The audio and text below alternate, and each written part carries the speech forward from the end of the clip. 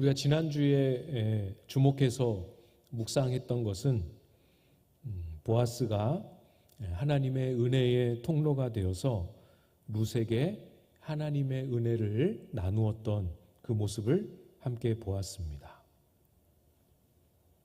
정말 하나님이 주시는 상 주심은 완전하고 온전하다 하는 것 우리가 함께 봤었지요. 설교의 내용은 지난주께 다 기억이 잘 안 난다 할지라도 여러분의 마음속에 말씀을 들으면서 얻었던 그 실체, 그렇지, 하나님의 상 주심은 완전하고 온전하지 하는 이 믿음의 실체만큼은 여러분 속에 생생할 수 있기를 소망합니다. 지난주에도 말씀을 드리긴 했어요. 지난주가 다가 아니고 지난주 그 은혜가 시작에 불과하다. 그래서 오늘 본문에도 하나님의 상 주시는 은혜가 멈추지 않고 이어지게 됩니다. 그리고 아주 뚜렷하게 이 보아스라는 사람의 손을 통하여 하나하나 보아스의 손을 통하여 하나님이 일하고 계시지요. 지난주에는 우리가 14절 마지막으로 보면서 룻에게 이방 여인이지만 식탁의 한 자리를 내어줌으로 이스라엘 사람으로 받아주었던 그 모습 우리가 보지 않았습니까? 이어서 오늘 15절을 보시면 룻이 이삭을 주우러 일어날 때 보아스가 자기 소년들에게 명령하여 이르되 그에게 곡식 단 사이에서 줍게 하고 책망하지 말며. 식사가 끝났습니다. 그리고 룻은 다시 이삭을 주우러 가기 위하여 마음이 바쁘잖아요. 식사가 끝나고 자리에서 일어났습니다. 그때 보아스에게서 나오는 목소리, 소년들을 향한 목소리가 들렸습니다. 그런데 이 소리의 내용은 룻이 듣기에 깜짝 놀랄 만한 내용이었어요. 그게 뭐라고 기록하고 있습니까? 그에게 곡식단 사이에서 줍게 하고 책망하지 말며.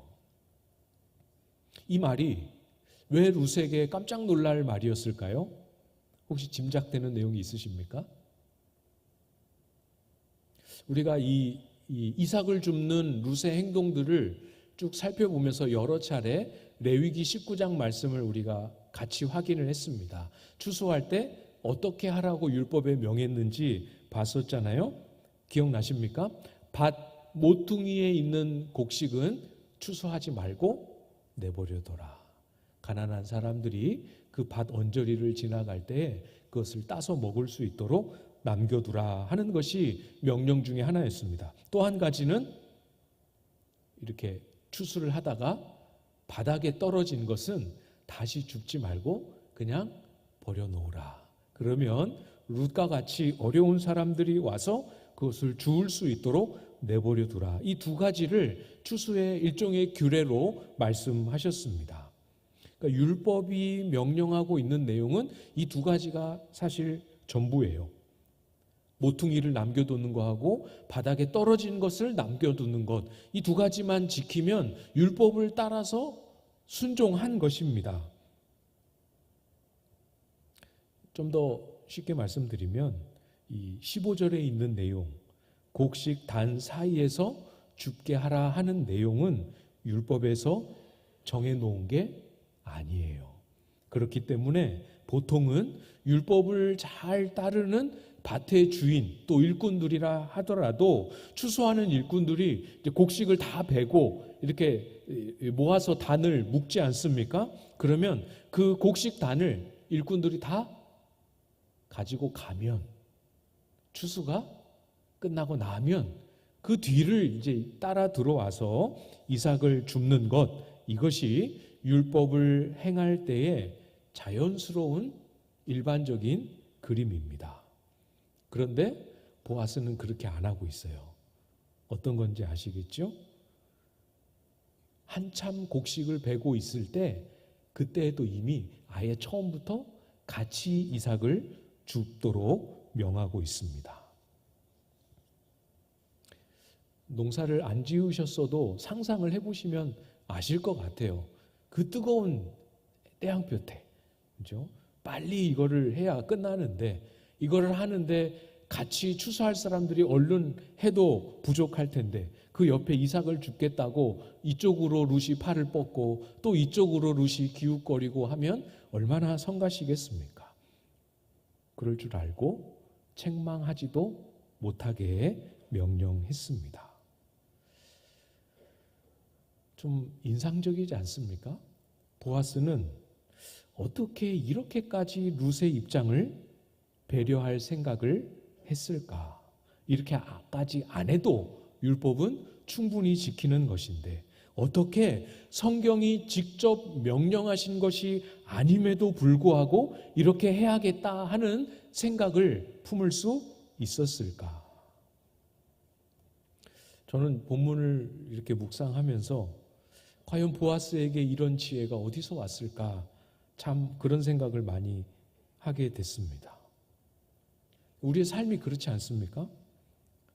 이렇게 이거 해야 합니다라고 성경이 정해준 것이든 아니면 우리의 공동체가 우리의 질서로 정한 것이든 이렇게 해야 합니다 하면 정해진 일을 우리의 믿음의 내용, 신앙의 내용 안에서 다 소화하고 감당하는 것, 그것도 때때로 쉽지 않을 때가 있지 않습니까? 배우면 배운 대로 다 소화시키는 것도 잘할 때도 있지만 버거울 때가 얼마나 많이 있어요. 그런데 보아스는 정해진 것, 율법이 명한 것, 그것을 넘어서서 누가 시키지도 않았는데 룻이 어떻게 하면 더 편하고 룻이 어떻게 하면 더 수월하고 더 많이 줄 수 있을까를 생각해내고 또 그것을 행동으로 옮기고 있지 않습니까? 보아스의 성품이 좋은 것만으로는 이렇게 못할 것 같아요. 룻에게 호의를 좀 많이 베풀어 주어야 하겠다라는 그 의도만 가지고는 부족한 부분입니다. 보아스를 본받자 이것보다도 보아스가 이렇게 사랑을 신실하게 행했다, 이것도 맞는 말이지만 보아스 안에 무엇이 있었을까? 하나님이 보아스에게 무엇을 주셨을까? 여러분 16절도 보십시오. 오늘 본문 16절 보시면 또 그를 위하여 곡식 다발에서 조금씩 뽑아버려서 그에게 줍게 하고 꾸짖지 말라 하니라. 또 명령합니다. 소년들에게 뭘 명령합니까? 룻을 위해서 일부러 곡식을 추수하면서 곡식 다발에서 한 주먹씩 이삭을 뜯습니다. 그래서 뽑아가지고 바닥에 버리라 명령합니다. 이것도 참 놀라운 일이죠. 사실 원문은 한글 번역보다 조금 더 강한 명령이에요. 반드시 뽑아 버려야만 한다. 주인이 일꾼들에게 명하는 거죠. 그렇게 안 하면 혼난다, 이런 의미입니다. 이것도 마찬가지예요. 율법에 없습니다. 율법에 정해진 명령을 뛰어넘고 있는 겁니다. 성경에서 말씀하신 그 말씀들을 하나도 빠짐없이 신실하게 이행할 뿐만 아니라 명하지 않은 것까지 생각해낼 수 있는 이 지혜. 제가 이걸 이렇게 묵상하다가 무릎을 탁 치면서 야고보서에서 말씀한 지혜가 여기 보아스에게 주신 하나님의 지혜가 아닌가 하는 생각이 마음에 문득 들었습니다. 야고보서 1장에 보면 예전에는 이해하기가 참 힘들었어요. 시험을 만나거든 온전히 기쁘게 여기라 하는데 그 말씀을 하는 중에 갑자기 지혜를 말씀합니다. 후히 주시고 꾸짖지 아니하시는 하나님께 지혜를 구하라, 이렇게 말씀합니다. 이 맥락과 문맥이 잘 이해하기 어려웠던 시절이 있었어요. 보아스를 보면서 아주 확실하고 분명하게 깨닫게 되었습니다. 야고보서에서 말씀하시는 그 지혜는 명석하고 똑똑한 두뇌, 이것을 말하는 것이 아니었지요. 시련을 당하거나 신앙생활을 하거나 사람을 대할 때 하나님이 기대하시는 그 뜻이 그 자리, 삶의 자리 안에서 이루어질 수 있도록 하는 능력입니다.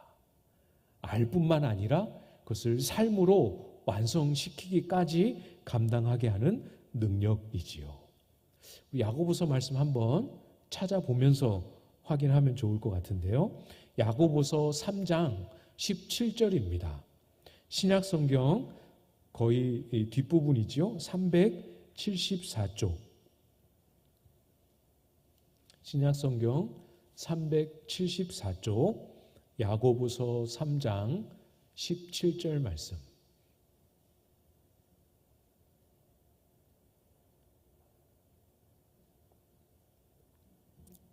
다 찾으셨습니까? 3장 17절 말씀 우리 같이 읽어보도록 하겠습니다. 시작. 오직 위로부터 난 지혜는 첫째 성결하고 다음에 화평하고 관용하고 양순하며 긍휼과 선한 열매가 가득하고 편견과 거짓이 없나니. 아멘. 훌륭한 지각 능력으로서의 지혜를 말씀하고 있는 게 아닌 거 여러분이 보셔도 아시겠지요? 그래서 그냥 지혜라는 표현에 덧붙여 말씀합니다. 위로부터 난 지혜.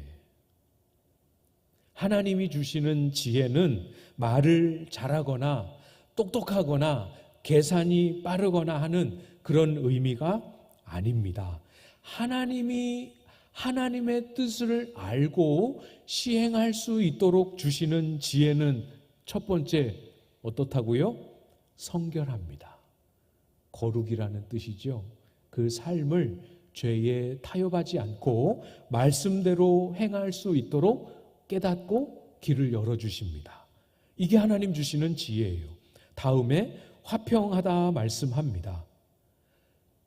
적재적소에 딱 어울리는 또 하나님의 마음을 잘 담아내는 그런 말과 행동으로 깨어진 관계를 화평하도록 회복시킵니다. 서로 안에 이 관계가 더 화평하고 더 풍성하게 무르익도록 바른 말로 섬깁니다. 또 관용합니다. 양순합니다. 긍휼과 선한 열매가 가득합니다. 이게 하나님을 신실하게 사랑했던 보아스에게 주신 위로부터 오는 지혜 아니겠습니까? 우리에게도 위로부터 난 지혜, 하나님이 주시는 지혜를 우리에게 부어주실 때 우리는 성령의 인도함을 받아서 하나님의 뜻이 무엇인지를 깨닫게 되고 그것을 알 뿐만 아니라 우리의 삶에 손해가 좀 있고 어려움이 좀 있고 불편함과 번거로움이 좀 있다 할지라도 그 뜻을 우리의 삶 속에 실천해 낼 수 있도록 만들어 주십니다. 그래서 말씀하신 거죠.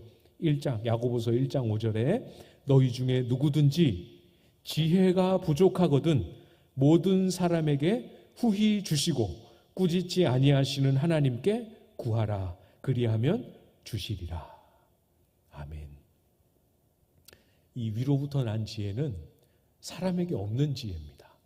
1도 사람이 만들 수 있는 게 아니에요. 그렇기 때문에 모든 사람에게 후히 주시고 그게 왜 없냐?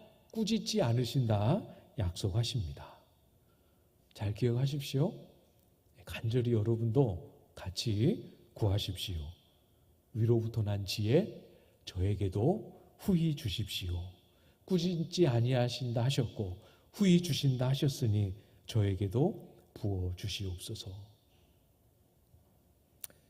이 지혜를 얻을 때 우리의 마음은 해야 한다 하는 의무감과 당위성을 넘어설 수 있게 됩니다. 그리고 성결함과 화평함과 관용함으로 우리의 자원함을 들여 나아갈 수 있도록 만들어 주시죠. 혹시 여러분 마음 가운데 잘 감당하고 충성스럽게 해야 한다라는 의무감과 책임감, 또 때때로 그것을 다 이행하지 못하고 있다 하는 자책감과 죄송스러운 마음, 그런 마음 가지고 계시는 분들 있으시지요. 그것이 필요하고 마땅합니다. 그렇지만 거기서 한 걸음 더 나아가 기꺼이 자원함으로, 사랑함으로 우리의 삶의 자리자리마다 긍휼과 선한 열매가 어쩌다 한 번씩이 아니라 가득할 수 있도록 우리를 인도해 주실 것입니다. 하늘의 지혜를 힘써 구하실 수 있기를 부탁을 드립니다.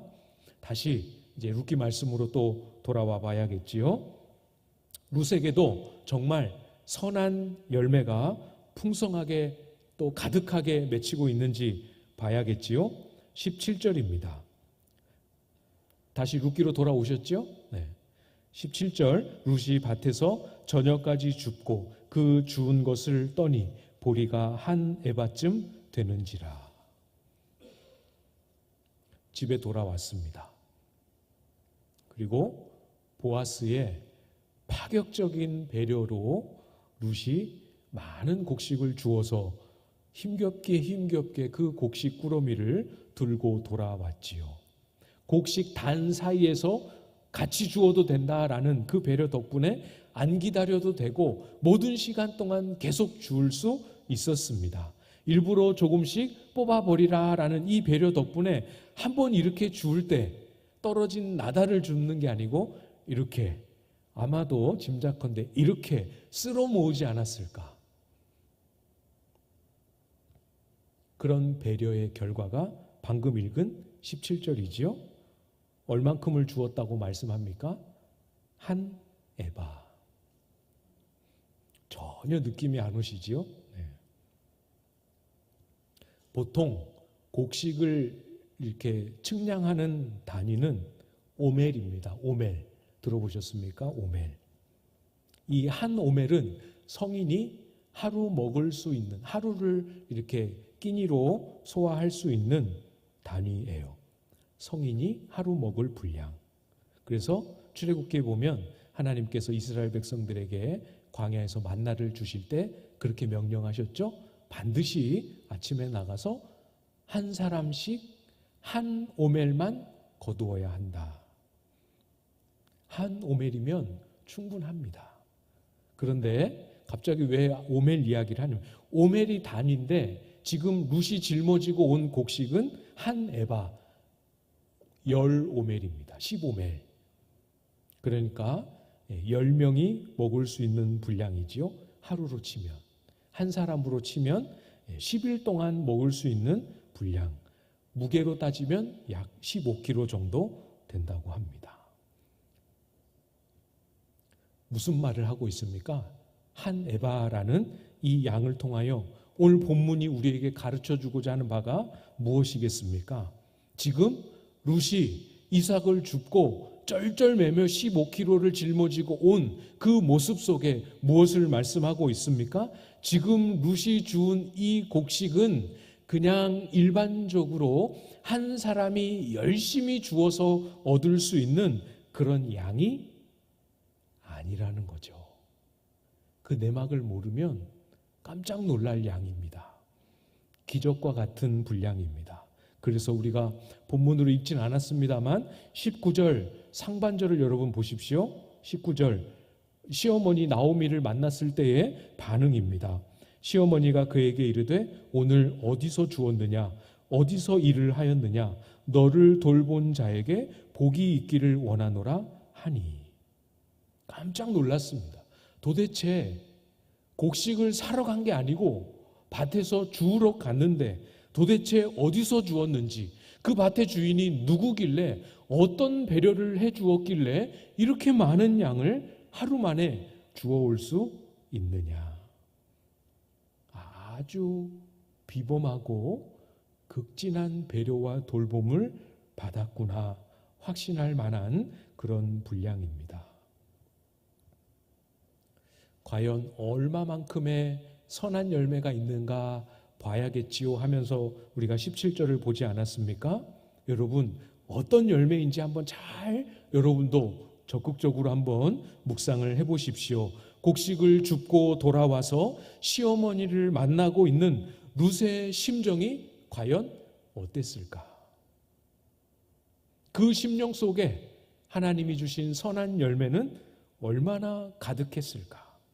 한 에바라는 이 분량만 놓고 봐도 어마어마하기 때문에 그 양 자체가 주는, 보기만 해도 배부른 그런 거 있잖아요. 그 양 자체만 봐도 얼마나 마음이 부유하고 흐뭇했겠습니까? 그걸 보는 시어머니도 너무 놀라고 기뻐하는 걸 보니 그것으로 인한 기쁨도 위로도 크지 않았겠습니까? 그러나 여러분, 하나님이 룻에게 베풀어 주신, 넘치도록 가득히 주신 선한 열매, 그거는 곡식의 양으로만 다 채워지는 것은 아니죠. 곡식의 양뿐만 아니라 시어머니의 기뻐함 속에서, 그리고 그동안 이 모든 과정을 통해 보아왔던 보아스의 행동, 보아스의 말 속에서 오는 하나님의 위로, 이것이 룻이 경험한 선한 열매 아니겠습니까? 룻이 어떤 위로를 얻었겠어요? 여러분이 룻이라고 한번 생각하고 상상해 보십시오. 어떤 위로를 얻었겠습니까? 하나님께서 저와 여러분에게도 주시기로 약속하신 위로입니다. 잘하였도다, 착하고 충성된 종아.